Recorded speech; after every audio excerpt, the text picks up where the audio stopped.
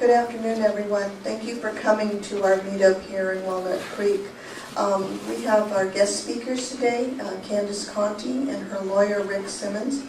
And we're just kind of informally having them here to talk about Candice's case and what led her up to her lawsuit and some of the things involved. So I'm going to just informally hand it over to Candice and her lawyer to answer any of your questions later. I have some note cards there, and instead of stopping Candice or Mr. Simmons as they're speaking, why don't you as you think of a question, write that down, and I'll collect them later, and then we can do a Q&A afterwards. Okay, so I'm just going to hand it over to Candice right now.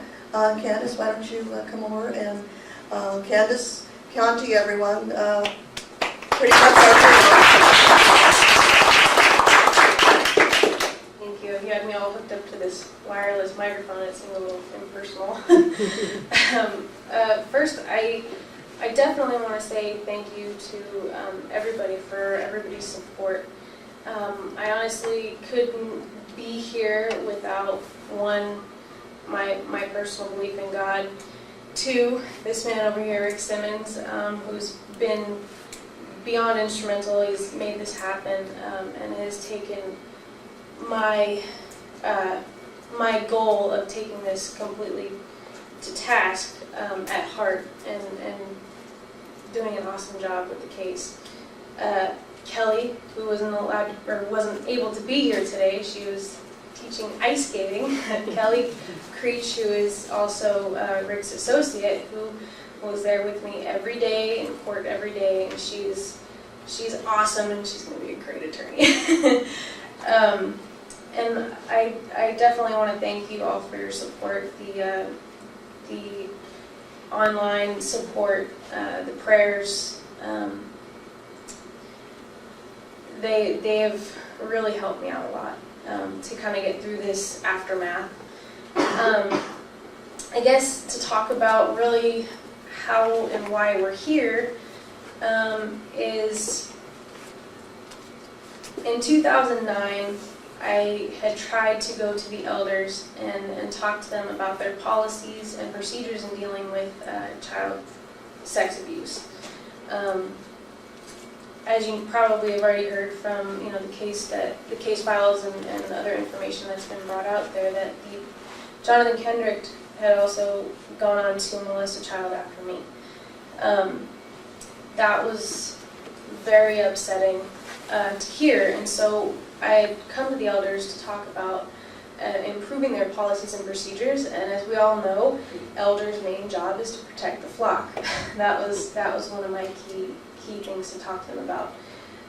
After kind of pitching my idea of ways that they could improve that, I was shut down. I was told that I needed to prove that it happened to me, or they wouldn't even listen to me. And we kind of lost contact after them making several reports and so on and so forth. So they had told me that the judicial way in the Bible to handle these things was to have 2 eyewitnesses and to confront the person. Now, we know that these are things that are now protected by their First Amendment rights. They're allowed to do that legally, whether we agree with them or not. But I had asked the question of if we were in court of law pressing criminal charges, if this would be the case. I had talked to an attorney to ask that question, and they had informed me that no, that is not the way it would be handled in a court of law in the United States of America. Hearing that, I was referred to Rick, and